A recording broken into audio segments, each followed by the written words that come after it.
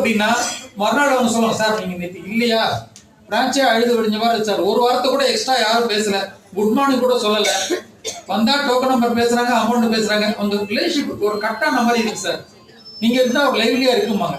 So business எங்க நடக்கிறது, நம்ம கொஞ்சம் லைவ்லியா இருக்கும் பொழுது நடக்கிறது.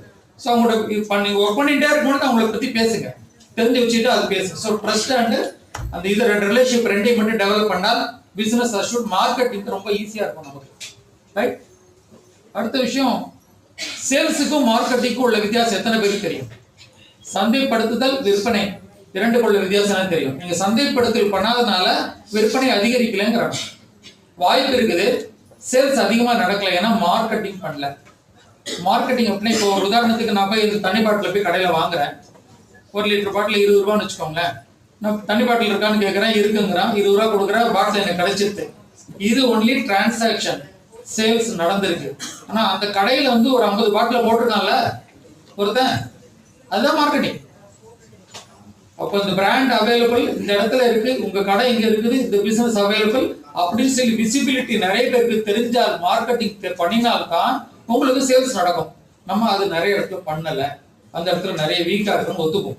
கரெக்டா இல்லையா? நிறைய பேருக்கு நான் போகல. அப்ப நான் 2000 விசிட்டிங் கார்டு கொடுங்கன்னு சொல்றேன். எனக்கு பொறுத்த வரைக்கும் விசிட்டிங் கார்டு தான் எனக்கு பிசினஸ். எந்த கார்டும் வேஸ்ட் கிடையாது. எப்போ பிசினஸ் கொண்டுரும், கொஞ்சம் லேட்டா கொண்டுரும், நாளைக்கு வராது, ஒரு வாரம் கழிச்சு வரும், 6 மாசம் கழிச்சாலும் எனக்கு வந்திருக்கு, 8 மாசம் கழிச்சாலும் கூட ஸ்கூல்ல இருந்து கூப்பிட்டுருக்காங்க, காலேஜ் வந்து கூப்பிட்டுருக்காங்க, உங்க விசிட்டிங் கார்டு எங்கிட்ட இருக்கு சார், முன்னாடி எப்போ வாங்கியிருக்கேன் நம்மள்ட்ட.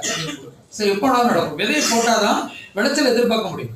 விதையில போட்டுட்டே போங்க, ஏதாவது ஒரு விதை என்னைக்காவது முளைச்சிக்கிட்டே இருக்கும். ஆனா விதை போட்டதை விட்டுட்டோம் அப்படின்றா, ஒரே விதை மட்டும் போட்டோம், அந்த ஒரு விதையை டெய்லி பிடிங்கி பார்த்துட்டு இருக்க முடியாது, முளைச்சிட்டு தான் பார்த்துட்டு இருக்க முடியாதுல்ல.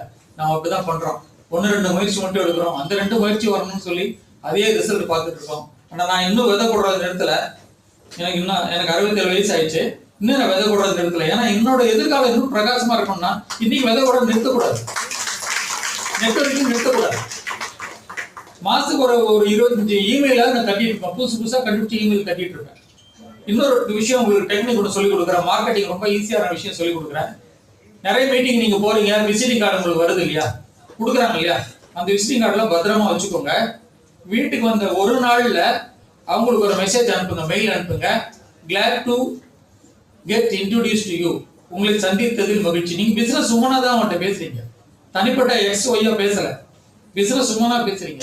உங்களை இந்த மீட்டிங்கில் சந்தித்ததில் மகிழ்ச்சி, நான் இந்த பிசினஸ் பண்ணிட்டு இருக்கேன், என்னோட கடை முகவரி இதுன்னு சொல்லி விசிட்டிங் கார்டு போட்டோ அனுப்பிச்சிருங்க. முடிஞ்சு வச்சா மார்க்கெட்டிங் ஆயிடுச்சா? அவருடைய மெயில் அது பத்திரமா இருக்குமா? நாளைக்கு யாராவது பியூட்டி பார்லர் இருங்க என்ற ஒரு ஆள் இருக்கும்,